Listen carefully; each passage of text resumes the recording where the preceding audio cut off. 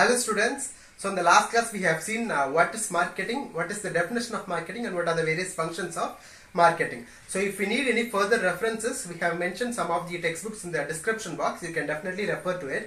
So the next concept which you are going to see is marketing orientation. So to tell about marketing orientation, it is also called as a marketing concept or it is also called as a philosophy of a business. So from which we will be knowing about the evolution of marketing and what is the current position of marketing. So let us see about marketing orientation. Hi friends, today the topic for the discussion is marketing orientation. So the marketing orientation gardi enna appadina generally orientation gardu vandu it is a philosophy or a concept. எதை நோக்கி ஒரு company வந்து they are running their business. So மேஜராக நிறைய company R சொல்லப்போனால் எல்லா ஆர்கனைசேஷனுக்குமே ஒரு 4 விஷயம் ரொம்ப இனிஷியேட்டிவாக ஒரு ஃபோக்கஸ் பண்ணுவாங்க. என்ன அப்படின்னா ஃபஸ்ட்டு கஸ்டமர்ஸ், அவங்க வந்து கஸ்டமரோட நீட்ஸை சாட்டிஸ்ஃபை பண்ணணும் அப்படிங்கிறது ஃபஸ்ட்டு எய்மாக இருக்கும். இன்னொன்று அவங்களோட சேல்ஸ் வால்யூமை இன்க்ரீஸ் பண்ணணும்னு பார்ப்பாங்க. சேல்ஸ் வால்யூம் ஆட்டோமேட்டிக்காக இன்க்ரீஸ் ஆகுது அப்படின்னா அவங்க வந்து அடுத்தது வந்து மேக்ஸிமைசிங் தி ப்ராஃபிட், அவங்களோட லாபத்தை மேக்ஸிமைஸ் பண்ண பார்ப்பாங்க. இதெல்லாம் முடிஞ்சதுக்கப்புறம் ஒரு ஸ்டேஜ் வந்ததுக்கப்புறம் they need to withstand in their market. அப்போ ஆட்டோமேட்டிக்காக என்ன பண்ணுவாங்க, காம்படிட்டர்ஸ் கூட அவங்க பீட் பண்ண ட்ரை பண்ணுவாங்க. அப்போ காம்படிட்டர்ஸை பீட் பண்ணி they make their own position in the market. So இந்த ஒரு விஷயந்தான் மேஜராக ஒரு கான்செப்டாக இருக்கும். பட் இது வந்து எல்லாத்துக்குமே வந்து நம்ம வந்து இதை மட்டும்தான் ஃபாலோ பண்ணுவாங்க அப்படின்னு நம்ம சொல்ல முடியாது. சில companies they have their own approach. So இந்த அப்ரோச்சை பற்றி தான் நம்ம இன்றைக்கி பார்க்க போகிறோம். ஸோ சில ஒரு ஃபேமஸான கோட்ஸ் இருக்குது. என்ன அப்படின்னா, don't find the customers for your product but find the product for your customers. So அப்படிங்கிறது என்ன அப்படின்னா, நம்ம உற்பத்தி பண்ண பொருளை வச்சுட்டு நம்ம கஸ்டமர்ஸை தேடக்கூடாது. ஆனால் கஸ்டமர்ஸ்க்கு என்ன தேவைப்படுதோ அதை நம்ம உற்பத்தி பண்ணணும். இதுதான் ஒரு ஃபேமஸான கோட்ஸ். ஸோ இதிலிருந்து என்ன சொல்ல வராங்க அப்படின்னா, நம்மளோட பிஸ்னஸ்க்கு மெயின் மோட்டிவ் கஸ்டமர்ஸ். அப்போது மார்க்கெட்டிங் ஓரியன்டேஷன் வந்து ஒரு கஸ்டமர் சென்டர்ட் அப்ரோச் அப்படிங்கிறது தான் நம்ம எப்போவுமே மனசில் வச்சுக்கணும். இது எல்லா பிஸ்னஸ்க்குமே வந்து எல்லா ஆர்கனைசேஷனுக்குமே ஒரு காமனான term.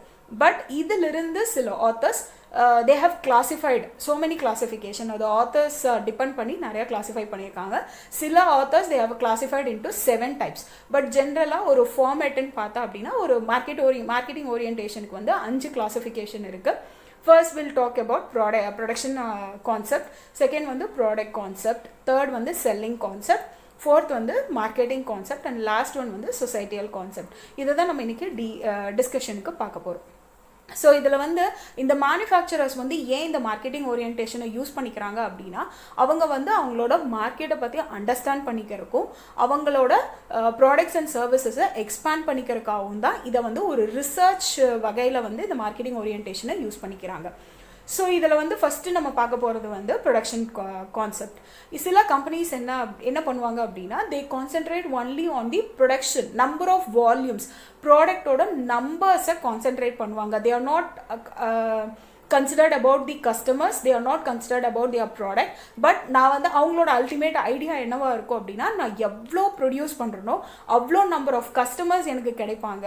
I will make them it available wherever the customer reaches. ஒரு ஃபார் எக்ஸாம்பிள் ஏதாவது ஒரு ஃபுட் ப்ராடக்ட் எடுத்துட்டீங்க அப்படின்னா, அதை வந்து நான் நிறைய லார்ஜ் நம்பர் ஆஃப் இதில் ப்ரொடியூஸ் பண்ணிவிட்டு கஸ்டமர்ஸ் எங்கெல்லாம் இருக்காங்களோ அங்கெல்லாம் அதை அவைலபிளாக வைக்கிறேன் அப்படின்னா என்னோட கான்செப்ட் வந்து ப்ரொடக்ஷன் கான்செப்ட். ஸோ என் கம்பெனியை வந்து ப்ரொடக்ஷன் பேசிஸில் ப்ரொடக்ஷனுக்கு இம்பார்ட்டன்ஸ் கொடுத்து நான் ரன் பண்ணுறேன் அப்படிங்கிறது தான் production concept. So focusing on the production and ultimately அங்கேயும் வந்து கான்செப்ட் என்னன்னு பார்த்தீங்கன்னா, கஸ்டமர்ஸ்க்காக தான் பண்ணுறீங்க but main importance is your production. So large number of ப்ராடக்டை ப்ரொடியூஸ் பண்ணி அது மூலியமாக கஸ்டமரை ரீச் பண்ணுறது அப்படிங்கிறது ப்ரொடக்ஷன் கான்செப்ட். செகண்ட் விஷயம், we are talking about product. இங்கே வந்து certain organisation they are not involved in focusing the large number, வால்யூமை கான்சென்ட்ரேட் பண்ணாமல் குவாலிட்டி ஆஃப் தி ப்ராடக்டை கான்சென்ட்ரேட் பண்ணுறாங்க. அப்போ இங்கே மெயின் மெயின் இம்பார்ட்டன்ஸ் என்ன கொடுக்குறாங்க அப்படின்னா, குவாலிட்டி ஆஃப் தி ப்ராடக்ட். அது வந்து ரொம்ப அண்டர்லைனிங் வேர்டு குவாலிட்டி. அங்கே வந்து குவான்டிட்டியை மேஜராக ஃபோக்கஸ் பண்ணுவாங்க, இங்கே வந்து குவாலிட்டியை. ஸோ நான் எவ்வளோ கஸ்டமர்ஸ் இருந்தாலும் நான் குவாலிட்டியாக என் ப்ராடக்டை கொடுத்தேன் அப்படின்னா I will get more number of customers அப்படின்னு பிலீவ் பண்ணி சில ஆர்கனைசேஷன் ஹேண்டில் பண்ணுறது தான் அதுக்கு பேர் product concept. Third one we are going to talk about is selling concept. எனக்கு ப்ரொடக்ஷன் பற்றியும் கவலை இல்லை, ப்ராடக்ட் பற்றியும் கவலை இல்லை, but I am involved and I am focused on how I am going to sell the product. Promotional activitiesல importance கொடுத்து என்னோட ஆர்கனைசேஷனை ஹேண்டில் பண்ணுறது. நான் எப்படிப்பட்ட ப்ராடக்டை நான் ப்ரொடியூஸ் பண்ணாலும் அது குவாலிட்டி இருக்குது, குவான்டிட்டி இருக்குது, அது எதை பற்றியுமே கவலைப்படாமல் நான் என்னோட கஸ்டமர்ஸ்க்கு எப்படி இருந்தாலும் அதை விற்றுருவேன் அப்படிங்கிற ஒரு கான்செப்டை பற்றி அந்த பேசிஸில் போகிறது வந்து செல்லிங் கான்செப்ட். ஸோ இதில் வந்து நிறைய ட்ராபேக்ஸ் இருக்குது. இதில் வந்து ரொம்ப ப்ரொமோஷனல் ஆக்டிவிட்டீஸ்க்கு வந்து இம்பார்ட்டன்ஸ் கொடுத்து போகிறதுனால there is a chances of getting your customers, but it will not be in a long run until you don't have your quality or ஒரு டிமாண்ட் வந்து நீங்கள் எவ்வளோ தூரம் க்ரியேட் பண்ண முடியும் amount with your promotional activities, அது வந்து உங்களோட லாங் ரன் பிஸ்னஸில் it won't be good. So இது வந்து இப்போ இருக்கிற ட்ரெண்டில் வந்து யுவர் இன்டர்நெட் மார்க்கெட்டிங் வந்து இதுக்கு ஒரு பெரிய எக்ஸாம்பிள். ஃபஸ்ட்டு இனிஷியலாக நியூஸ் பேப்பர்ஸ், அதுக்கப்புறம் ரேடியோஸ், அப்புறம் television, then comes to your நிறைய இன்டர்நெட் மார்க்கெட்டிங். இப்போ வந்து it is available in your hands. அப்போ இந்த மொபைல் மார்க்கெட்டிங்லேயே வந்து இட் இஸ் எவ்ரி ப்ராடக்ட், இப்போ மார்க்கெட்டிங் என்னென்ன ப்ராடக்ட் வருது அப்படிங்கிறது you know by yourself. So இது வந்து it is a kind of selling concept. எனக்கு மக்களுக்கு விற்றா போதும் அப்படிங்கிற ஒரு கான்செப்டில் பண்ணுறது வந்து selling concept. Then so the fourth concept we are going to talk about is marketing concept. Marketing concept வந்து கம்ப்ளீட்டாக கஸ்டமர்ஸை கான்சென்ட்ரேட் பண்ணுறது. ஸோ அது வந்து நான் ப்ரொடக்ஷனோ ப்ராடக்டோ செல்லிங்கோ எதை பற்றியுமே கான்சிடர் பண்ணாமல் I am just for the கஸ்டமர்ஸோட நீட்ஸ் அண்ட் ப்ரிஃபரன்சஸ்க்கு மட்டும் ஃபோக்கஸ் பண்ணி if I am carrying out the organization then I am following the marketing concept.